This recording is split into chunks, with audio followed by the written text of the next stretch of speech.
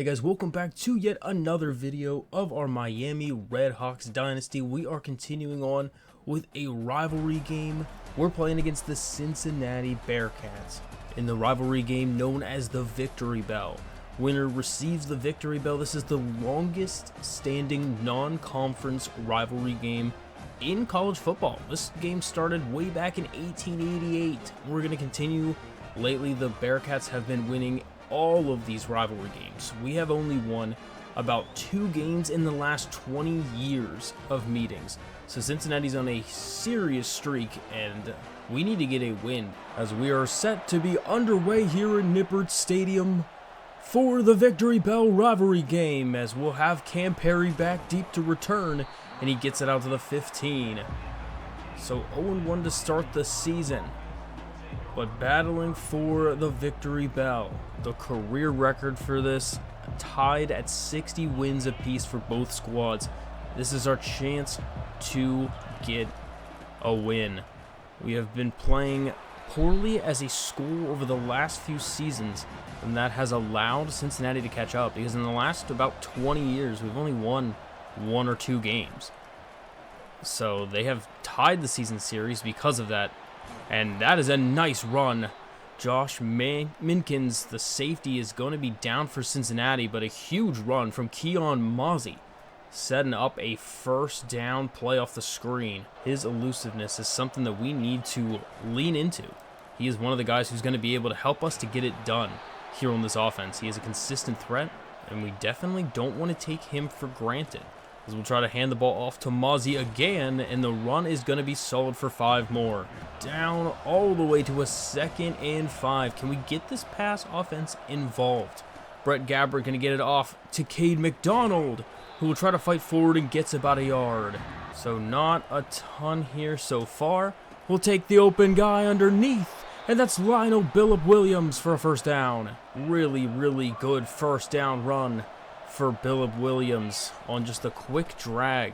Works perfectly. Great play by the middle linebacker to get us just for nothing. Makai Miller was all over it on that one. He could not find a way to get out of his tackle. Throwing this one over the middle in the slant, and it's dropped by Javon Tracy. Oh my gosh, Javon Tracy. Trying to be our #1 receiver, but you can't have drops like that. That is just not ideal by any means. He's going to hold on to that one, which brings up a 4th and 2. The thing is, we're going to have to go for it. We do not have someone who can kick a field goal for that.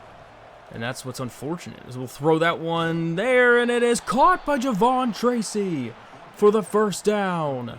Javon Tracy with a great catch, holding on to it and taking the hit. Gonna get it back to Mozzie, who takes a shot. Mozzie just took a licking, and we're gonna be putting in Kenny Tracy for the backup running back for a couple plays here, because he needs a break. Throws over the middle to Cade McDonald for the first. Good drive so far by Brett Gabbert and the Redhawks. Can they capitalize on it though? To Calderon, and he steps out of bounds. I think we definitely had an opportunity there to be able to score the points, but instead he's going to step on the line, and we're going to Kenny Tracy again. He gets about a yard maybe. 3rd down and goal. Going to draw back and attempt something. Throws it. It is dropped in the end zone from Cade. Unbelievable. Cade McDonald had himself in the end zone right there. Just cannot hold on to the ball, and it's incomplete. Gonna force the field goal try, which is up, and it is barely good. Oh my, that was close. But we will be going up 3-0 in this rivalry game. So taking a ton of time off the clock, because we're down to just under 3 minutes left in the first quarter. Sad that we only came away with 3 points out of it. We even had to go for it on a 4th down conversion to even have a chance to put up points. So I guess we can't be too upset, because we still did get points out of it. Just unfortunate to come up so close, but not quite get the touchdown out of it. And they are going to lose yards on the first play of the game. Nothing really doing here. Not really going anywhere on that one. Try to send maybe a little bit of pressure here. Matt Slopek definitely, I think, needs to step it up a little bit. He is just not making the impact we wanted him to make in that first game. But then again, we were playing against the Hurricanes, and it's kind of hard to make an impact whenever everyone on the team is just significantly better than your team. So hopefully we'll have some better luck this time. They're going to dump it off into the flat, and it is a first down on the broken tackle from Corey Kiner. Corey Kiner might be a problem for us. He is one of the best players on their team, one of the impact players, as he is just having so much running space there, and a huge run knocked out of bounds down to the 34. In just 2 games of work this season so far for Cincinnati, he's already rushed for 200 and almost 60 yards on the season. So he is definitely being used and featured quite often on this team. We need to find a way to shut him down. We could not shut down Miami's run game, and Cincinnati seems to be the same story here. So 2nd down and 2 situation coming up here. Going to throw that one, and it is going to be intercepted by Christian McKinney. A huge interception for Christian, as he is solidifying himself as one of the best defensive players on this squad. He is right where he needs to be. The pass was a little bit too low from Cincinnati, and it goes right into the hands of Christian McKinney, who comes up clutch yet again. Do we have one of the best young studs on this squad right now on defense? This guy's a freshman. He's just making such good plays. Don't think we like the look here. We might be trying something a little bit different. And it's a flag, but that was almost picked. Wow, what a great defensive showing there from the corner. He baited us so bad. Alright, so yeah, that is not how we wanted to start this for Gabbert there. Going to be running the ball out to Tracy, and he gets a nice gain. It's going to be 3rd and 4. 3rd down and short situation. Can we find a way to convert? And it's going to be thrown right to the corner. A horrible pass. Thrown not even remotely close to where we wanted that to be thrown. Great coverage and a terrible throw from Brett Gabbert. I don't even know what we're doing out there. What a horrible throw. Ken Willis was all over it. I don't know if the pressure forced that thing to be inaccurate or what, but jeez. Problem is he's not even that low overall of a quarterback, so we have a huge problem here if he's not going to be doing it for us. But at the end of the first quarter, it's 3-0 Redhawks, but really not moving the ball well. We'll say that. We're not moving the ball well at all. We had that one drive to start the game that was actually pretty decent for moving the ball, but other than that, it has not been great. It's a huge hit out of bounds, but a first down for Cincinnati, as they are in prime position right now, trying to put up some points. Can we get there? Ty Wise is going to get him in the backfield for a loss of 1. It's not wise to run on Ty, as he is there to get the tackle. Great heads-up play from him. He's one of our better linebackers. And instead, they're going to try it again, and he gets about 2. Silas Waters getting in on the action. He is making himself one of the favorite players on this squad. He's playing pretty well. Throwing it sideline, and it is caught for the touchdown. He broke the tackle from Silas Walters, and he is in for the touchdown. Cincinnati's going to go up 7-3.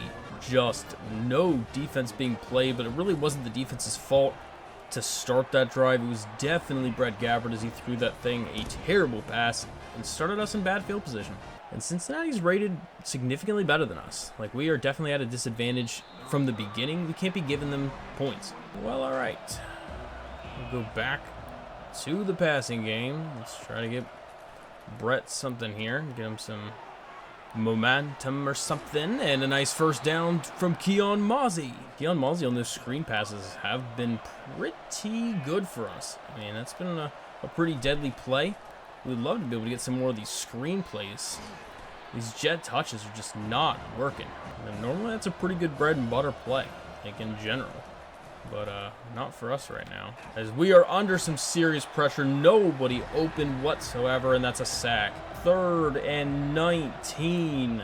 Cincinnati pass rush way too much. Just going to fumble the ball. It's going all the way back to the end zone.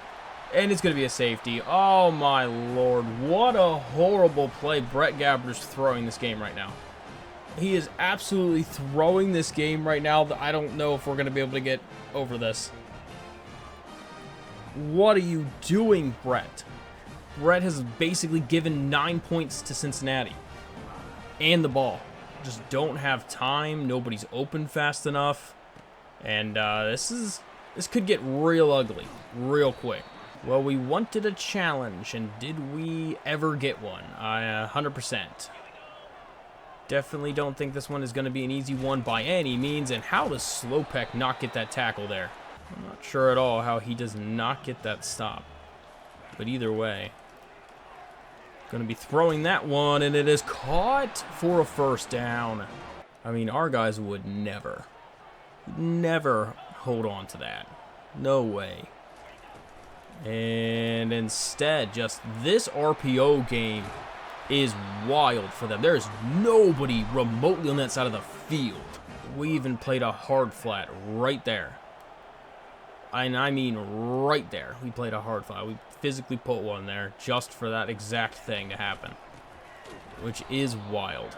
Christian McKinney, great play. He is the only one that is exceptionally trying right now, I believe. And that is not ideal to see. We would love to have a defense that more people are trying. Good hit. Forcing the quick throw, and it's going to have to be probably a field goal if they can't pick it up here. We would love to be able to send some pressure, because ideally we can just basically keep them from even having a chance to do a field goal in the first place. And that is so good. Wow, what a throw from Cincinnati's QB. Just thread the needle. It's really just an incredible throw, I'll say that much. We were all over it. Never thought they'd even attempt to do that. And that's a wide open touchdown run for Cincinnati, and they're blowing this game out. Cam Perry back deep to return. And we almost had a nice return there. See what we can do here, because we don't really have much of anything right now to even build off of. The throw underneath gets just a few yards, but other than that, I mean, nothing's really looking good. Nobody's really open. We're not really converting on anything. We'll get a first down to Cade, though. Down to just over 2 minutes left in this quarter. Throwing that one to Cade McDonald, and a perfect throw and a first down outside the 30. A beautiful dot from Brett Gabbert as we'll go to the 2-minute warning. 2 minutes left. We have ourselves in a pretty good spot to see if we can try to put up some points here on this one. And that one is incomplete. Good play by the safety. Great play from him to be able to break on that ball. We were hoping that the deeper route was going to keep him from doing that, but we'll get 9 yards on the quick throw to the tight end. Down to 3rd and 1. We'll throw quick to Mozzie, and he drops it. Oh my goodness gracious, he dropped it. I don't even know what to say. Try to audible this into something else. Throws it quick out to Cade McDonald, who will get the first down, and we'll keep moving on. There's just no way in the world I thought he's going to drop that pass. It was a wide open. It was a good play call, but it doesn't matter for now. We're still able to get back on the ball. Keon Mozzie is going to get another catch for 9 more yards. Draining some of this clock down, trying not to score too fast, but still trying to score because there's no guarantees that we will score. Oh my Lord, it's a fumble! No shot. Another fumble. Another fumble from Brett Gabbert. What is Brett Gabbert doing? All the way down the field, and he just couldn't get rid of it. We were trying to throw the ball out of bounds. That's the only thing we were trying to do there, as they're just going to run the ball through the rest of the half. Wow, I don't even know what to say. Multiple opportunities to get points on the board, and Brett Gabbert choking hardcore right now, absolutely choking. Well, we'll start the second half, and it has been 6 straight quarters without a single offensive touchdown. There's a flag. Kick. What? What? Kick out of bounds? I got it. I gotta see this. A kick out of bounds? Where did this hit the upright, right? Yeah. This hits the upright. Okay. And then no idea where the ball is at. Can't even zoom out far enough to see it. Okay, there it is. And it lands, that's the end of the replay, but it clearly lands in play. Like, there's no shot that thing goes out of bounds before even landing, at which its arc is right now. It's definitely going to land somewhere around, like, the 5. What is happening? But, like, they get the ball at the 10? I don't even understand. Why do they have the ball at the 10? That's crazy to me. I don't know what's happening. I mean, we'll take it for at the 10. That's kind of crazy. But, yeah, there we go. Good job from Rayon Strader, making the tackle there, forcing a 3rd down situation. So 3rd and 8 now. They're going to try to throw it underneath, and apparently a flag. There's no shot. They're going to call that pass interference. What? He's just a tad. Just a tad early, but it's really because he just missed. Why is he attempting to catch the ball down there? If he would actually put his hands where the ball was supposed to be caught, it would not have been pass interference. But just because apparently he doesn't have depth perception, made it a pass interference call. Not even blaming Rayon Strader there. I believe that that's perfect coverage. Yeah, I don't know. Not much is going to change my mind on that one. And that is a great play, wide open for a 1st down. Michael Yarbrough just not quite able to make the play. And they're going to go under pressure, and it's a big sack from Brian Ogwu. Gets in the backfield and gets the sack. 2nd down and 16. Brian came in completely free. And there we go. Dropping back on the next possession here, throws the comeback, and it's a flag again. Let's hope it's offensive pass interference. Oh, illegal touching. He must have walked out of bounds, apparently. A lot of penalties in this game so far.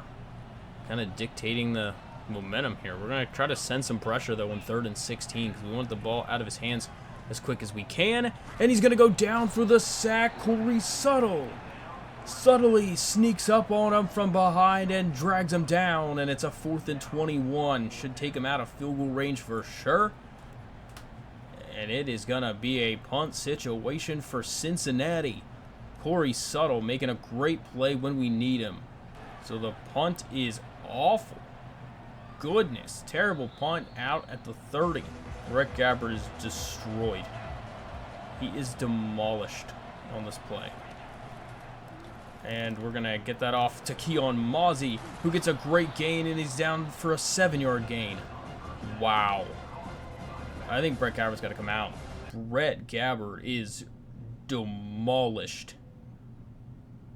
His throw on the run, speed, throw power, everything took a shot. He's got a severe injury risk right now. So Henry Hessen, he's going to be the quarterback to come out and start for us. He looks pretty tall out there. Let's see how he does for us, as this is going to be one of his first attempts at being our starting QB, as we'll get the 1st down on the run. I mean, if we can keep more of a balanced offense where we can run the ball a decent amount of times, kind of take some of the pressure off of our quarterback, that would be excellent. Kenny Tracy getting a nice carry there. So we'll go to 2nd down and 4. Trying to figure out what we need to do offensively. Good catch. How is that not a first? How is that not a 1st down? That is centimeters away from getting it there. Keon will get the 1st down, and it's a 1st and 10, a little bit past midfield. We have another opportunity. Can we put up some points here in this one? Has an open guy. Cade McDonald, he dropped it. Oh, the drops have been killing us in this one. drops, interceptions, turnovers, all this stuff. All of this has been absolutely killing us right now. Throwing it. Oh my gosh, he's wide open, standing still. Not ideal. It's going to be third down. Third down situation. Throwing underneath to Cade McDonald. First down, Cade McDonald. Good throw from Henry. Henry Heisman doing what he needs to do right now. This is a lot asking him to come out here and do something against this rival opponent in Cincinnati. Second down and 10. Horrible throw. His out throws, awful. God awful. Horrifyingly. I mean, probably one of the worst outside throwers I've seen. Two of them are straight up garbage so far. Throwing it low, he drops it. It was a great throw. I mean, we can't make a 54-yard field goal on the road. Our kicker is not that good. Throws open guy for the tight end, Jack Coldron, and he's going to get the first down. A great decision. Great decision to go for it. Henry throws the ball where we need to put it. It's a first down situation. Open guy to the end zone. No, he's down to the 1. Javon Tracy. We saw he beat the press really, really well, and layers it in there perfectly for him. And up the middle, Keon Mozzie for the touchdown, and that's our first touchdown in Red Hawk history for our coach. What a play. Good drive from our backup quarterback, Henry Heisman. He comes straight down the field, making some clutch throws, making some horrible throws, and Keon Mozzie being pretty clutch too. To have a couple plays during that drive to help keep it moving, and he gets rewarded with his first score of the season. It is a game again. Can we hold them? We hit that same upright again. Question is, what can we do to be able to hold them out here? That's the question. That is a quick throw into the flat and 7 yards. Do you know how nice it would be to be able to actually throw one of those throws? That would be so nice because we just do not have that luxury. Gonna throw that one quick, and Slopak, what are you doing, sir? Not even attempting to make a tackle? What is he doing? They bump shoulders like they're best friends. And now he's hot? What even is this? Matt made a horrible play. He should be cold. That is a bad throw. Kind of a terrible throw. I don't even know what really else to say about it. And that's a quick dart, breaking tackles, and gets the first. First and 10 situation. Gonna be throwing it off quick, and he is sandwiched for 4 yards. Still gets yards. That's my question. I don't even really know how. I don't think anyone was really that open for that. And that is, he holds on to that. Incredible catch. Incredible catch.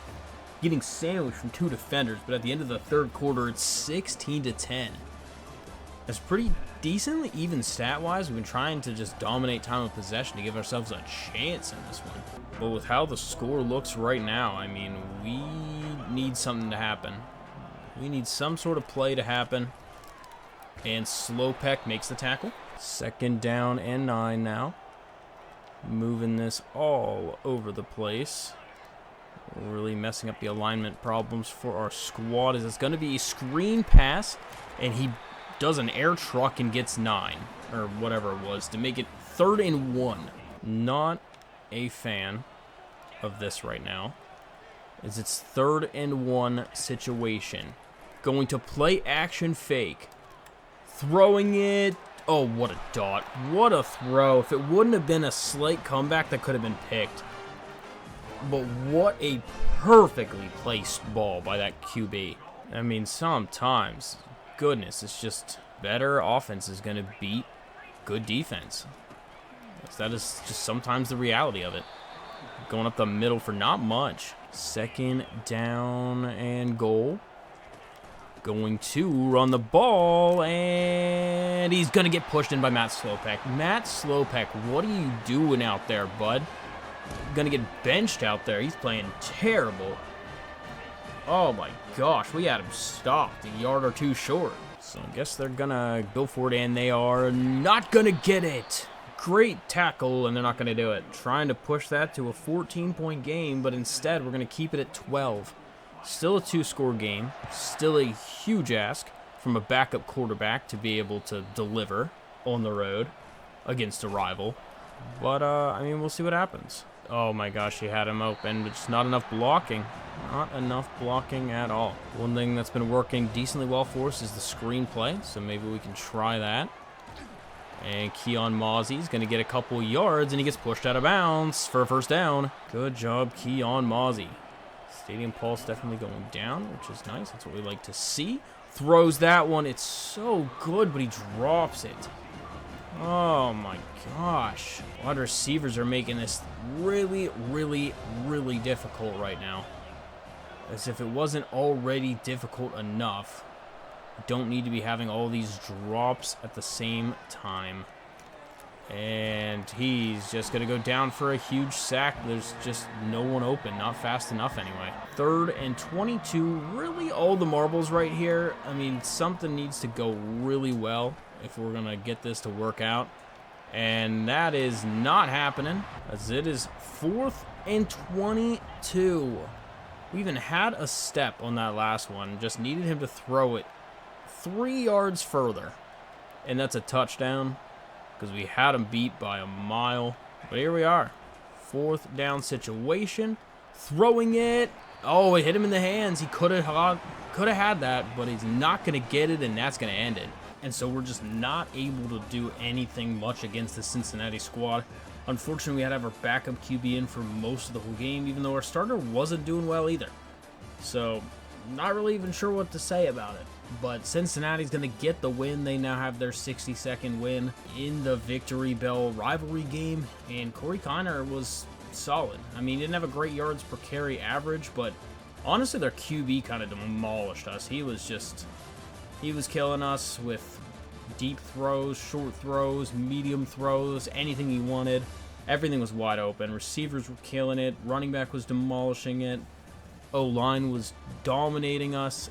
There was really nothing we could do. I mean, it was not great. I don't know how he had more yards than them.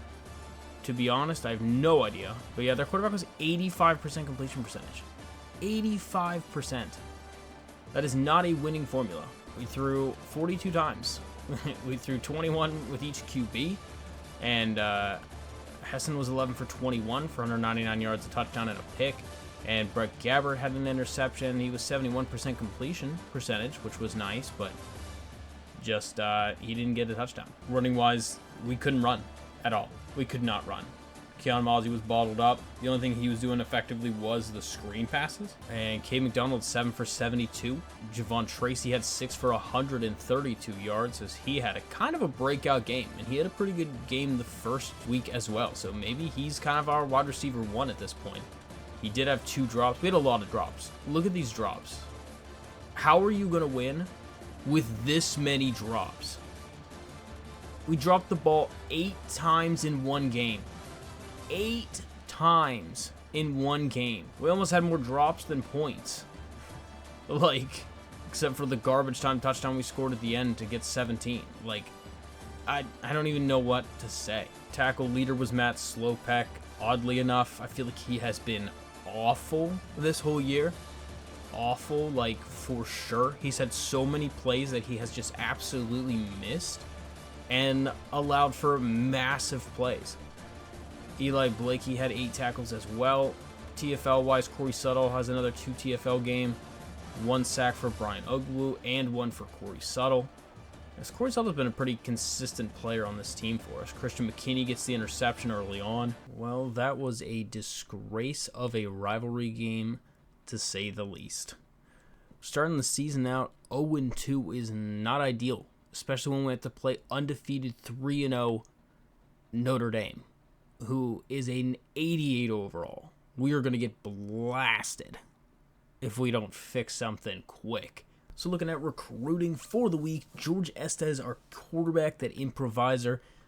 He's one of the guys we definitely want to bring onto the squad. Throw power is a little bit low for what we would ideally wanted, but he has the headstrong and road dog ability, which is nice, and his speed is not bad whatsoever for an improviser. He's got decent accuracy attributes, so we'll see. We definitely want to bring him along. We're just into the top 3 stage on him now. Running back wise, we still have a lot of people we're trying to scout, figure out what we're doing here.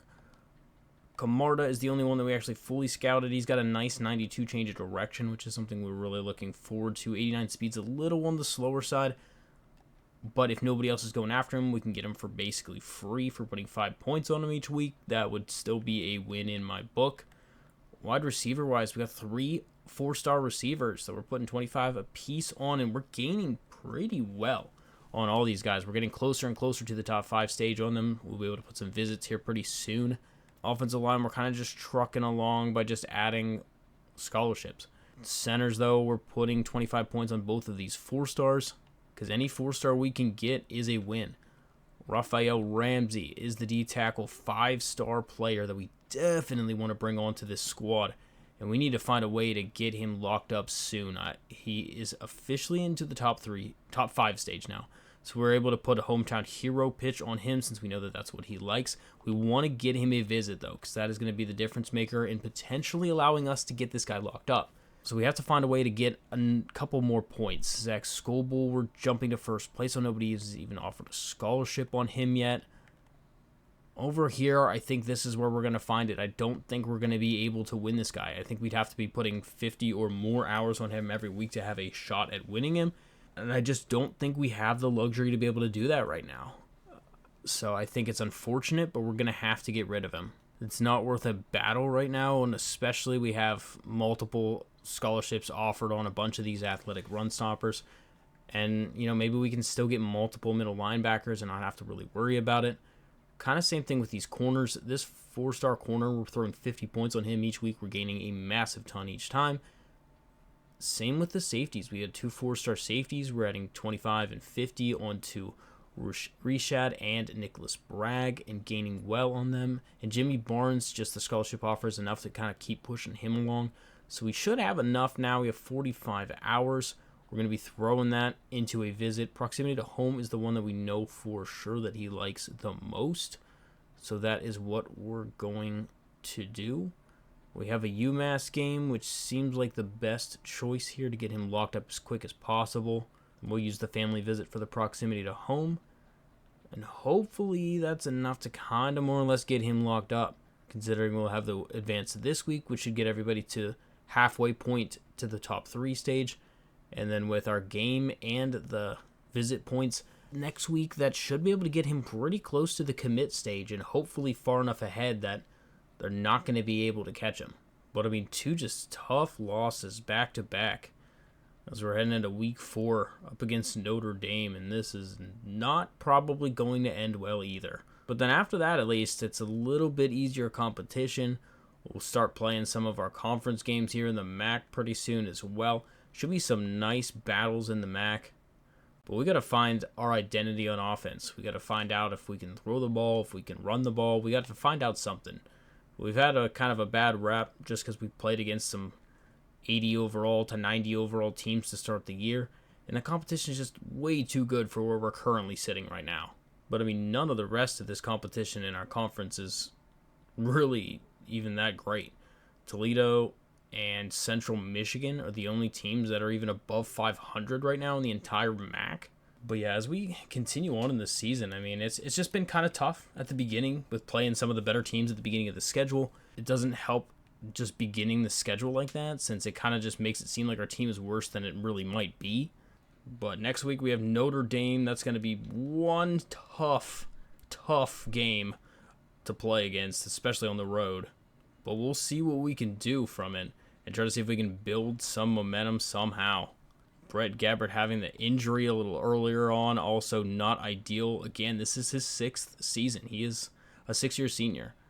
He has been troubled with injury bugs his entire career, and this year might not be any different. But I think recruiting, we have a lot of potential. I think we have a lot of 4-stars that might be able to join the squad. Not that we have to get all of them, but even just getting a few of them will help significantly change the program. again, we really don't have any people at all with any sort of development. We have one corner. Rayon Strader is the only corner that we even have that has any sort of development. But other than that, it's pretty much a completely development-free team. And Brett Gappert fumbles the ball every third play, so that also doesn't help. But that is about it for this video. We're going to be continuing on next week against Notre Dame. I hope to see you guys in that one. Hope you guys enjoyed it. I've been enjoying it a lot so far. Let's see if we can make this an awesome series and build a dynasty. I'll see you guys in the next video, but until then, why don't you check out one of these videos.